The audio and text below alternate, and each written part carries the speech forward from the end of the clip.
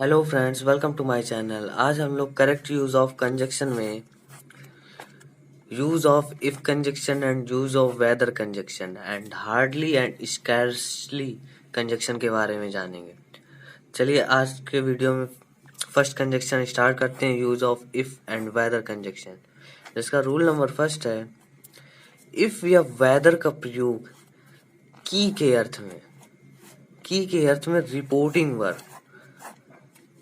Reporting verb asked या inquired plus object के बाद रिपोर्टिंग स्पीच के पहले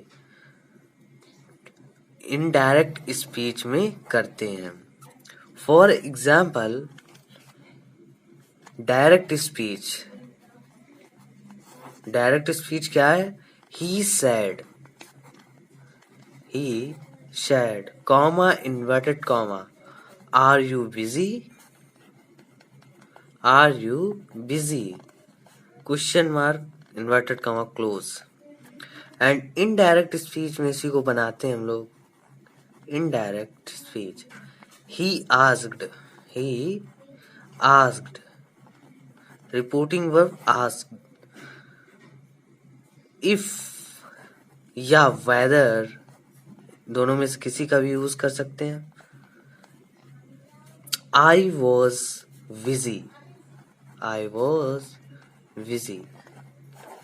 इनडायरेक्ट स्पीच के पहले हम लोग इफ या वेदर कंजक्शन का यूज करते हैं, जिसका मीन्स की होता है।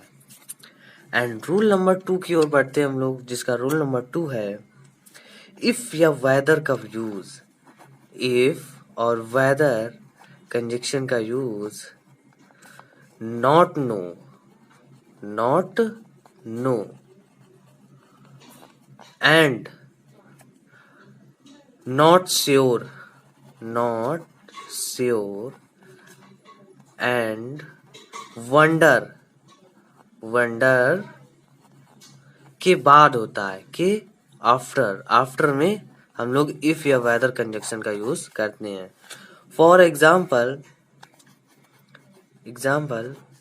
he does not know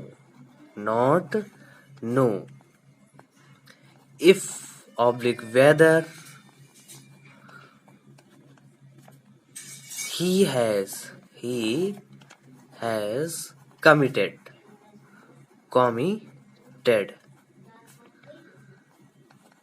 a crime।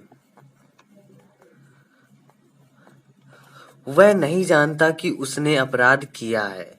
इसमें नॉट नो के बाद इफ या वेदर कंजक्शन का यूज किया गया। इसी तरह नॉट श्योर और वंडर के बाद भी हम लोग इफ या वेदर कंजक्शन का यूज करेंगे। एंड नोट पॉइंट में हम लोग देखते हैं, और नॉट का प्रयोग होने पर, और नॉट का यूज होने पर क्लॉज वाक्यांश के स्टार्टिंग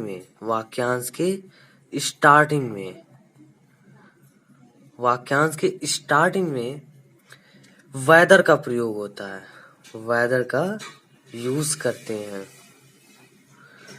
और इसमें इफ एंड दैट का यूज नहीं किया जाता है, ओनली वेदर का यूज किया जाता है, इफ एंड दैट का यूज नहीं करते हैं। For example,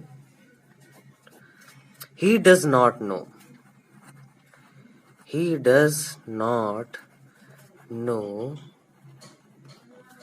whether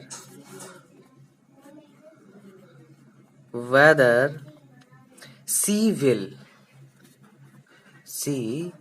will come or not। इसमें और नॉट का यूज हुआ है, तो इस वाक्यांश के स्टार्टिंग में वेदर कंजक्शन का यूज किया गया है। मैं नहीं जानता कि वह आएगी या नहीं, तो वह आएगी या नहीं इस वाक्यांश के बाद पहले स्टार्टिंग में वेदर कंजक्शन का यूज किया गया है। ये था नोट पॉइंट। एंड अब हम लोग चलते हैं अगले रूल की तरफ। नेक्स्ट रूल है रूल नंबर 3। वेदर का यूज प्रेपोजिशन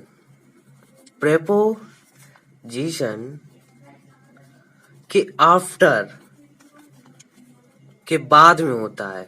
प्रीपोजिशन के बाद में होता है, और इसके बाद में ओनली वेदर का यूज होता है प्रीपोजिशन के बाद में, ना तो इफ एंड और दैट इनका यूज नहीं किया जाता है। For example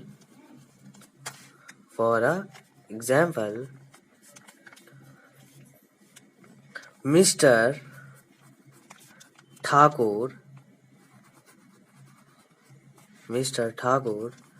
needs a long discussion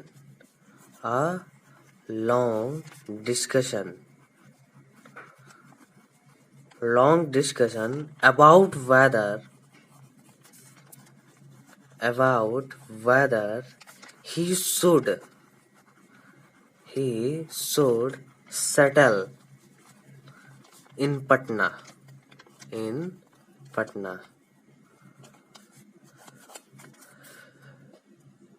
mister Thakur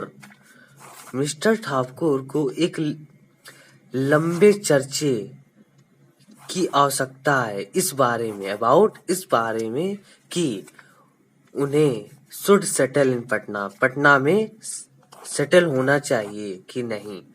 तो इसमें अबाउट प्रीपोजिशन के बाद वेदर कंजक्शन का यूज हुआ है। And next rule number 4, whether का यूज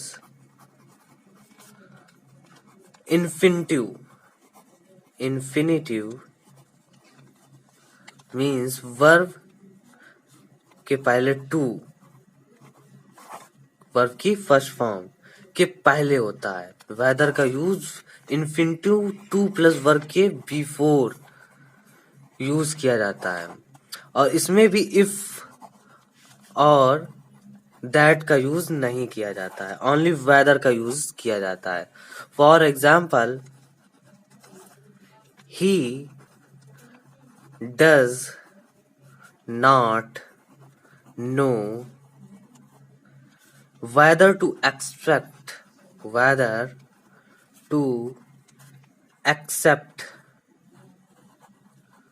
or refuse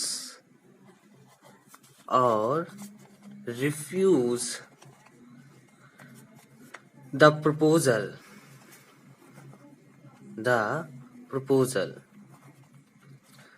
वह नहीं जानता कि प्रपोजल को एक्सेप्ट करना चाहिए या मना करना चाहिए। तो इसमें इन्फिनिटिव 2 प्लस वर्ब के पहले एंड वर्ब एक्सेप्ट के पहले वेदर कंजक्शन का यूज किया गया है। अब हम लोग चलते हैं नेक्स्ट रूल की तरफ। Use of hardly, scarcely, dead days, when and before conjunction. Start करते हैं हम लोग। हार्डली या dead days when oblique before, या इसकी जगह हम लोग scarcely dead days when oblique before का प्रयोग मुश्किल से या कठिनता से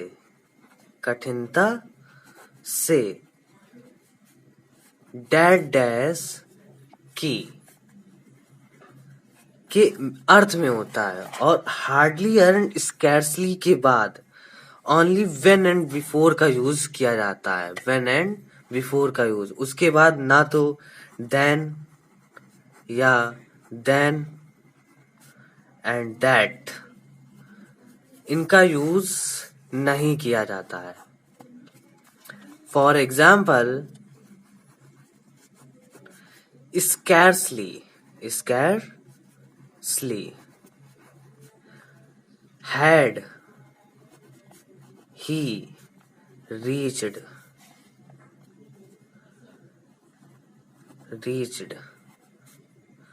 the school when या before दोनों में से कोई भी लिख सकते हैं हम लोग। when it began to rain. मुश्किल से या कठिनता से वह स्कूल पहुंचा ही था कि वर्षा होने लगी। तो इसमें स्कैर्सली डेड डेज व्हेन, मुश्किल से या कठिनता के लिए इन दोनों कंजक्शन का यूज किया गया है, एक ही कंजक्शन है। इस प्रकार आज के वीडियो में हम लोगों ने जाना use of if and whether conjunction के बारे में and use of hardly, scarcely, dead days, when and before conjunction के बारे में। अगर आपको ये वीडियो पसंद आया हो तो लाइक एंड शेयर जरूर करें।